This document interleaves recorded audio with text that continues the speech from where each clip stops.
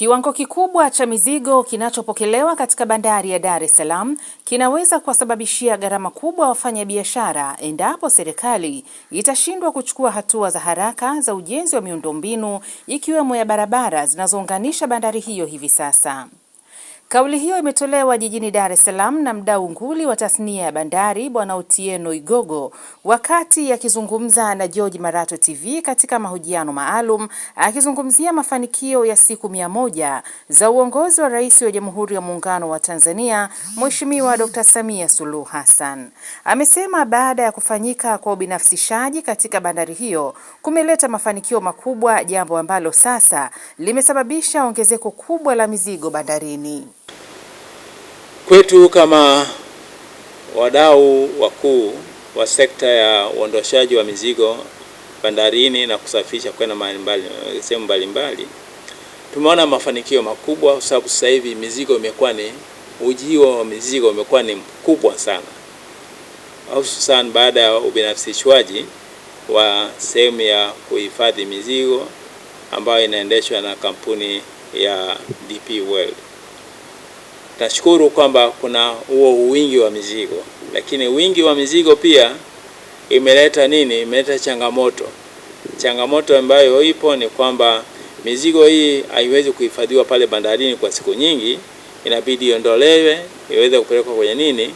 Kwenye sehemu za kuhifadhia mizigo ambayo tunaita Inland Container Depots ICD au Cargo Freight Stations CFOs. Sasa maeneo hayo, ili mzigo utoke hapa container itoke bandarini ifike kule, inahitaji miundombinu ya barabara. Na miundombinu ya barabara kwa miradi ambayo tulikuwa tumeshaanzishwa huko mbele, kwamba tunatengeneza barabara za mwendo kasi, imeleta kidogo msongamano mkubwa mno, kwa sababu sehemu nyingi unakuta barabara zimefinywa, sehemu nyingi unakuta barabara hazijakamilika, zimefungwa, sehemu baadhi ya sehemu nakuta kwamba inabidi hata kutumia hiyo barabara ya mwendo kasi kwa magari ya binafsi, lakini pia wanasheria walinda amani wanazuia. Kwa hiyo kuna hiyo changamoto ambayo watu wanapitia ili tuweze kufikia kwenye mafanikio halisi. Lakini kikubwa ambayo ningependa kushauri uongozi wa serikali yetu, kwanza tuangalie hizi ICD ambazo zimetapakaa kwenye mji wa Dar es Salaam. Zimetapakaa na hasa ndio zinazosababisha sehemu kubwa ya msongamano wa mizigo hapa wa magari hapa nchini, jijini Dar es Salaam. ICD wamepewa leseni kibao, na anayetoa leseni hizi, wanaopewa jukumu la kutoa leseni ni mamlaka ya TASAC na mamlaka ya Customs, Commissioner wa Customs, kwa sababu eneo lile ambalo limetengwa likawa ni eneo la kuhifadhi bidhaa ambayo haijalipiwa kodi, inakuwa ni customs area, ni eneo la bandari ambayo inabidi vitu vinavyofika lazima zilipiwe kodi ndipo zitoke. Kwa hiyo anayetoa kibali hicho ni Commissioner wa Customs. Lakini pia eneo ambalo linatumika kama bandari ambayo inaenda kupelekwa mizigo ambayo mamlaka ya bandari haijatoa kibali cha kuyatoa, ni eneo ambalo linatoa leseni na TASAC, Tanzania Shipping Agency Corporation. Sasa bahati mbaya sana sidhani kama kuna standardization, yani ubora ambao unatakikana kwamba hizo ICD ziwe nazo. Kwa hiyo unakuta ICD ni ICD kama jina limepewa leseni, lakini miundombinu ya mle ndani, ukianza na sakafu, ukija kuchukua na vibebea mizigo kama front loader, kama forklift, kama na watendaji, miundombinu ya ya kielektroniki, unakuta kwamba hazitoshelezi kiasi ambacho ikitokea tatizo kidogo tu kwamba mashine moja imekufa, basi unakuta ICD imebaki na mashine huenda ni moja tu ambayo inahudumia wateja ndukuku. Matokeo yake inaingiza gharama ya mizigo kukaa kwenye ICD kwa muda mrefu, na ikikaa kwa muda mrefu kuna tozo ambayo inatozwa ya ziada, kwa sababu mwenye mzigo umeshindwa kutoa mzigo wako kwa haraka. Kumbe sio wewe, bali ni msongamano wa mizigo ambayo imezidi kutokana na uwezo mdogo au mzigo uwezo hafifu wa haya ma-ECD. Kwa sababu hiyo, Bwana Igogo ambaye pia ni mtendaji mkuu wa Utegi Technical Enterprise Limited ameishauri serikali kufanya uamuzi mgumu na wa haraka kwa kuanza kutumia eneo la Kwala wilayani Kisarawe kwa ajili ya kupokelea mizigo yote inayotoka bandari ya Dar es Salaam, hatua ambayo amesema itapunguza mrundikano mkubwa wa makontena kila kona ya Dar es Salaam, pia kupunguza kuingia kwa magari makubwa ya mizigo katikati ya jiji la Dar es Salaam. Mimi ningeshauri serikali kwa namna yote tafuta njia ya kuweza kuondosha mizigo na kuweka kwenye Kwala kule kwenye ICD za Kwala ambayo ni nje kidogo ya Dar es Salaam. Lakini bado anasisitiza tena, na nitarudia siku zote nikipata nafasi kuongea na umma, kwamba wazo tulilokuwa nalo la kuwa na container site pala Kisarawe kwenye njia ya pacha ya treni ambayo ya Tazara inaelekea Mbeya na hii ya Central Line inaelekea Morogoro, pale penye njia pacha ambayo tulikuwa na wazo kama wadau wakuu wa bandari kwamba patengenezwe Kisarawe pawe ndio container site, ili mizigo ikifika, container zote zikifika hapa isafirishwe kwa treni moja kwa moja kwenda mpaka Kisarawe. Kwa hiyo documentation zote zifanyike wapi? Kule Kisarawe. Inayokuja Dar es Salaam itarudi kwenye container free station ambayo tulikuwa tumependekeza kwamba iwe pale Lala Goods Shed. Alafu mmoja na kwenda nje ya Dar es Salaam, basi ziendelee kuelekea Morogoro, kuelekea Mbeya kwa njia ya treni, kwa njia ya gari. Magari haya makubwa, malori haya hayatakuwa yanaingia Dar es Salaam tena. Haya ma-ECD ambayo sasa hivi yamekuwa kila uchochoro wa Dar es Salaam itakuwa tena hayana umuhimu wa uwepo wao. Hii Dar es Salaam ibaki tena kama jiji la wakazi ambao wanafanya biashara mbalimbali, inakupata kupata mazingira ambayo ni rafiki ya kuishi kwa amani, sio kwa kelele ya makontena yashushwa na kupakiwa kwenye maeneo ya makazi ya watu. Ili naomba serikali iliangalie jambo hili kwa jicho la pili, iweze kuchukulia hatua la kusogeza mizigo hii itolewe kwa kule nje. Kuhusu sekta ya madini, Bwana Igogo ambaye pia ni mdau katika sekta hiyo amempongeza Rais Samia na Waziri wa Madini Mheshimiwa Anton Mavunde kwa kuleta mabadiliko makubwa katika sekta hiyo, huku akiomba Watanzania kuwezeshwa mitaji ili kujenga viwanda vya kuongeza thamani ya madini hapa nchini. Niko kwenye sekta nyingine ya madini ambayo mama amefanya kazi nzuri sana, na Mheshimiwa Waziri wetu Mavunde, Anton Mavunde, amefanya kitu kikubwa sana cha kuweza kuwainua wajasiriamali ambao kwenye sekta ya madini kuweza kumilikishwa na kupewa nafasi ya kufanya biashara ya uchimbaji na kuuza madini. Lakini madini kama kawaida, kuuza madini ghafi imezuiliwa. Inabidi kuwepo na uongezaji wa thamani ya madini. Huo ongezaji wa thamani ya madini kiangalia inahitaji mtaji mkubwa, lakini benki zetu kama kawaida, vyombo vya fedha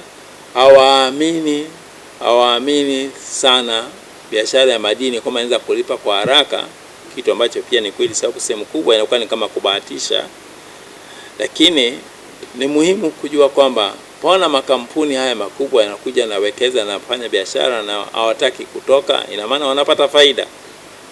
Na kwa kuwa wanapata faida, hata sisi wazalendo ambao tuko kwenye sekta ya madini tungepata jinsi ya uwezeshwaji wa kupata vitendea kazi vya kisasa, ili tuweze kujikita, wale ambao kwenye sekta ya madini wajikite kwenye uzalishaji na kuongeza thamani madini yetu. Kwa kweli nchi ingekuwa na wachimbaji madini wakubwa ambao ni wenyeji, na ikaongeza hata uchumi wa kila mmoja hapa nchini kwenda juu zaidi. Kwa hilo nashauri kwamba naona kwamba naridhika kwamba kazi anayofanya mheshimiwa ni waziri wa madini, kijana wetu anafanya kazi akisaidiana na huyu rais wa chama chetu cha wachimbaji wadogo wadogo, Bwana John Bina, kazi wanayofanya mimi nawapa pongezi, na Mheshimiwa Rais pia amewatambua, anawapa mshikamano na ushikamano mzuri katika sekta hiyo. Akizungumzia suala la ulipaji wa kodi kwa maendeleo ya taifa, Bwana Igogo ambaye pia ni mwenyekiti wa chama cha walipa kodi nchini, amesema bado serikali haijaonyesha nia ya dhati ya kumtambua mlipa kodi wa kati nchini, kwa maelezo kuwa mamlaka ya mapato Tanzania TRA imeshindwa kuwasogezea karibu huduma wafanya biashara hao na hivyo kuwaongezea gharama kubwa walipa kodi hao wa kati kwa kufuata huduma hizo jijini Dar es Salaam baada ya ofisi za mikoa. Kitu kingine ambacho ningependa kuzungumzia kwa siku ya leo ni swala la ulipaji wa kodi hapa nchini na matumizi ya fedha ya kodi. Ulipaji wa kodi, tunaambiwa kwamba mamlaka inayohusika na ukusanyaji wa kodi hapa nchini wanavuka malengo. Ina maana kodi inalipwa vizuri, kwa sababu kama wanavuka malengo ambayo yamewekwa na wataalamu, basi ina maana kodi inalipwa vizuri. Lakini bado nchi haijamtambua mlipa kodi na kumtambua na kumheshimu kama mlipa kodi, na hususan unapokuwa kidogo kwenye biashara. Nasema hivyo kwa sababu gani? Taratibu ya kumtambua mlipa kodi ni kujisajili na kupata cheti cha mlipa kodi ambayo inaitwa TIN, Taxpayers Identification Number. Ukipata hiyo TIN ni TIN kwa watu wote bila kujali kwamba biashara unayoifanya inalingana ina ukubwa kiasi gani au imesababisha ajira kwa kiasi gani. Lakini baadaye ulikuja kugundulika kwamba hapana, kuna wafanyabiashara ambao tunabidi tuwape hadhi. Wakawapa hadhi biashara wafanyabiashara wakubwa ambao wako chini ya commissioner wa large taxpayers. Wao wanapata huduma iliyo bora kwa sababu wale wafanyabiashara wakubwa na walipa kodi kiwango kikubwa. Na baadaye kaja kugundulika kwamba kuna wabiashara ambao sio wadogo lakini sio wakubwa kama hao ambao wamefika kwenye ngazi ya biashara, wakapewa sifa ya kuwa wafanyabiashara wakubwa wakati, medium taxpayers, wakapewa kitengo chao cha medium taxpayers. Hawa walioinuliwa kutoka kwenye biashara ya chini au ya kati kwenda kwenye medium taxpayers, makao makuu ya huduma yao iko centralized mjini Dar es Salaam. Wakati hao wafanyabiashara watoka kwenye mikoa mbalimbali za nchi na wilaya mbalimbali za nchini kote. Kwa hiyo sasa hivi mfanyabiashara aliyekuwa anapeleka taarifa zake na kuhudumiwa na ofisi ya kule Sumbawanga, inabidi taarifa zake zitoke Sumbawanga au Katavi aje azilete Dar es Salaam, ambapo ndio kwenye makao makuu ya medium taxpayers department. Hali kadhalika kama yuko Tarime au yuko huko Shirati, huko Rorya huko, inabidi waje wapi? Mpaka Dar es Salaam. Kwa hiyo imeongeza gharama ya kwa huyu mfanyabiashara na upotevu wa muda, kwa sababu kama ana jambo lolote lile la kujibishana na kuweza kueleza kwa mkuu wake wa kodi ya mapato, inabidi aje mpaka Dar es Salaam. Nimeshauri serikali na narudia kushauri tena kwamba ni muhimu sana mamlaka ya mapato Tanzania, naamini sana kwamba kazi anayofanya Mwenda ni nzuri, kamishna mkuu na wasaidizi wake, lakini hebu tushushe huduma kwa medium taxpayers ambao ni wafanyabiashara wakati na wanachangia sehemu kubwa sana ya kipato cha nchi hii. Wako ndio wengi. Au large taxpayers kuchukua idadi yao hawezi kulingana na medium taxpayers.